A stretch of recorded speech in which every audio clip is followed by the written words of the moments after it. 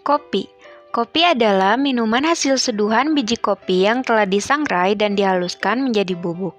Tanaman kopi merupakan komoditas ekspor unggul yang dikembangkan di Indonesia karena mempunyai nilai ekonomis yang relatif tinggi di pasaran dunia. Kopi menjadi komoditas perkebunan unggul Indonesia yang menyumbang devisa cukup besar loh. Indonesia ini termasuk salah satu penghasil kopi terbesar di dunia setelah Brazil, Vietnam, dan Kolombia. Salah satu kopi unggul Indonesia adalah kopi Arabica Gayo. Kopi ini berasal dari tanah Gayo, Aceh, yang menjadi salah satu jenis kopi paling banyak dikonsumsi masyarakat maupun diekspor di luar negeri. Setiap tahunnya, Tanah Gayo mampu mengekspor biji kopi ke 18 negara, antara lain Korea, Cina, Jepang, Hong Kong, Malaysia, Singapura, Amerika, dan Australia.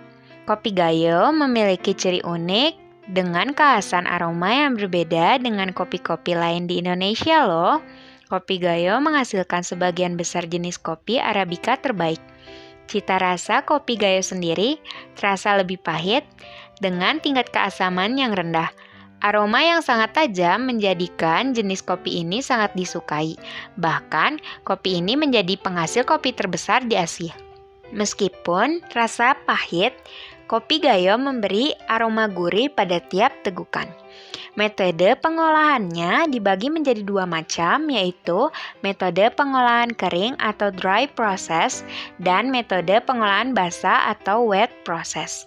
Karena meningkatnya permintaan kopi, para petani dituntut untuk memproduksi lebih banyak kopi dan terpacu untuk meningkatkan kualitas dibandingkan kuantitasnya. Namun, seiring tingginya permintaan, para petani akan berfokus pada kuantitas, bukan kualitas dari kopi tersebut, demi menyeimbangkan produksi, konsumsi lokal, dan komoditi ekspor. Upaya meningkatkan mutu harus secara konstan dilakukan.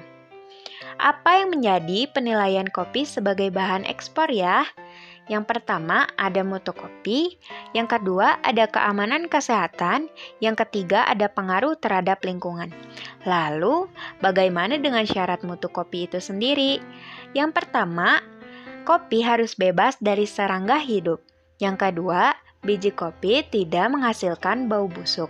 Yang ketiga, kadar air maksimal 12,5%. Dan yang keempat, kadar kotoran, ranting, batu, gumpalan tanah, atau benda-benda asing itu maksimum hanya terkandung 0,5%. Lalu, apa yang membedakan kopi berkualitas dengan kopi tidak berkualitas? Yang pertama, dilihat dari aromanya. Yang kedua, dari flavor atau rasa yang dihasilkan. Yang ketiga, aftertaste. Yang keempat, balance. Dan yang kelima, overall atau penintalan yang mencerminkan aspek keseluruhan di atas. Masalah yang paling mendasar adalah tentang sumber daya manusia. Hal yang harus diperhatikan adalah peningkatannya pengetahuan petani mengenai pengelolaan produksi kopi, perlunya pemahaman mengenai pengelolaan tanah yang baik dan benar, perlunya pemahaman proses produksi yang baik dan benar. Faktor-faktor yang mempengaruhi kualitas. Yang pertama ada faktor pemanenan. Sebagian besar petani kopi di Indonesia memilih untuk memanen kopi dalam bentuk setengah matang. Hal ini disebabkan oleh kebutuhan ekonomi yang mendorong petani untuk memanen kopi yang lebih cepat. Tentunya fase permanen ini sangat menentukan kualitas kopi yang dihasilkan. Kopi yang dipanen pada saat setengah matang atau bahkan masih hijau akan menghasilkan biji kopi yang kurang bagus. Lalu, solusi apa untuk mengatasi permasalahan kualitas kopi dalam bidang penanaman? Yang pertama, menggunakan peralatan panen yang bersih dan memadai. Yang kedua, menghindari kerusakan buah.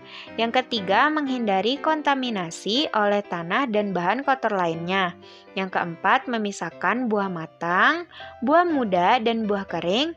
Yang kelima, menghindari penumpukan buah. Faktor budidaya dan perawatan. Salah satu kunci sukses untuk memproduksi kopi dengan kualitas tinggi adalah dalam hal budidaya. Hal yang harus perhatikan adalah pertama, tanaman kopi yang ditanam harus seragam dalam hal varietas bibitnya. Kedua, faktor pemeliharaan meliputi penyulaman, pemupukan, pemangkasan, dan penyiangan gulma.